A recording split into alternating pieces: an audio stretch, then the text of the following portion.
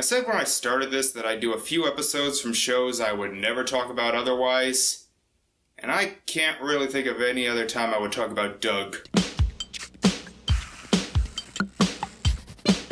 Doug is the perfect example of a show I watched a lot as a kid, like all the time, but had no desire to go back to as an adult. It's not a bad show, just a simple show that had enough to keep me interested, but very little to stick in my memory. So I never really went back to it. I didn't care enough to watch reruns on Teen Nick or anything like that. But like I said, I watched it a lot. I even remember having the movie on VHS. Anyway, today we'll be looking at the Season 4 episode, Doug's Halloween Adventure. Season 4 was the last season that aired on Nickelodeon before it moved to Disney. You may have your opinions on how that turned out, but let's just stick to this episode. I probably watched this when I was a kid, but I don't remember a thing about it, and let's see if there's a reason for that. This is Doug's Halloween Adventure. It starts with Skeeter telling a story about some rich dude named Baron von Heckelhaffer, who built a mansion for his wife. Then pushed the massive door open for the very first time. He stepped across the threshold and splat! God damn it, Kevin's reign of terror will never come to an end, will it? Apparently the amusement park Funky Town was built where this mansion was, and now it's an attraction. Doug is scared to go into the mansion. Halloween is usually my most favorite holiday. Free candy, spooky pumpkins and costumes, but this year was a little different. This year, Skeeter was making me go to the grand opening of the scariest ride ever made. Unless there's some kind of drop, then it can't be that bad. He tries to brave himself up by thinking of this Indiana Jones ripoff named Race Canyon, and him coming in to save him after the house turns into a monster. Doug, don't you imagine yourself as Quail Man all the time? Why do you need to be the sidekick in this fantasy? Listen at it, big boy. You look whipped.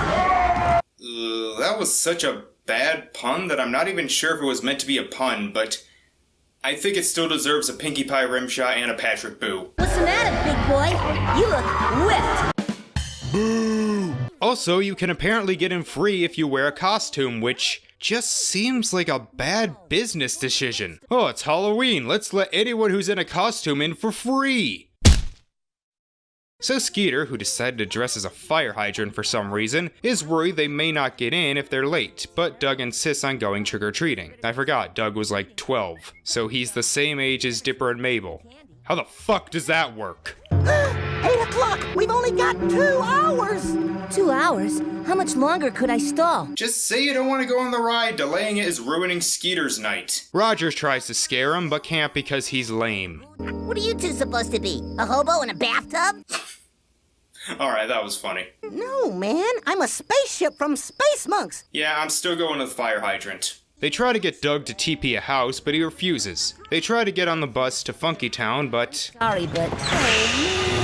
Did he not see that there were 2 people about to get on? Patty Mayonnaise shows up, and she's so sweet and smart and perfect that she even knows what their costumes are supposed to be. And you, Doug, you look like... I know, a hobo. Actually, I was gonna say Race Canyon, but without the hat. Another fantasy, and this convinces Doug to go on the ride.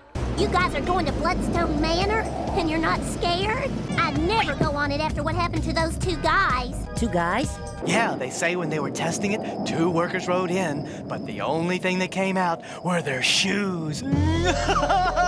Don't worry, guys. They just ran off to join the Society of Barefoot Living. After waiting for over an hour to get on, just as those 2 and Roger, who decide to show up, get to the front, the park closes. Probably should have had a cutoff time.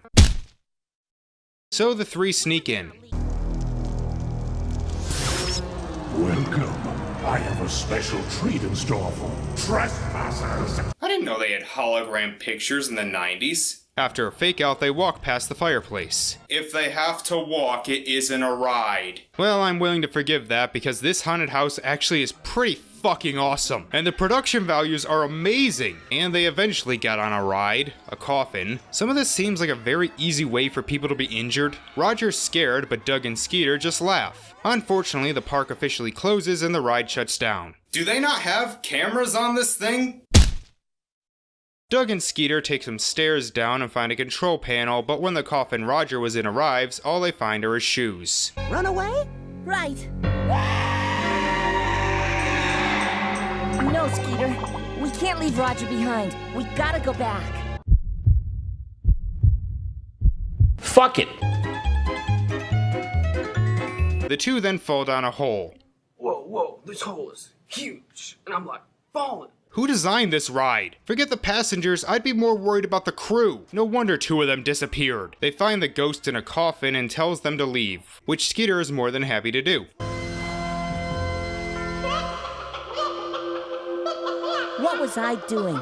Running away like a little chicken just like before. Wait, but Doug was pretty brave through most of this part. Ever since he got on the ride, he's been the most level-headed of the 3. He's not the one who needs to become brave. The ghost shows them through a secret entrance. Is this all still part of the ride? But he takes them to a camera room, so yeah, they do have cameras, which means they just didn't care, and find out Roger was pranking them, and about to pelt them with toilet paper and eggs when they go out. But they decide to pull a little prank of their own.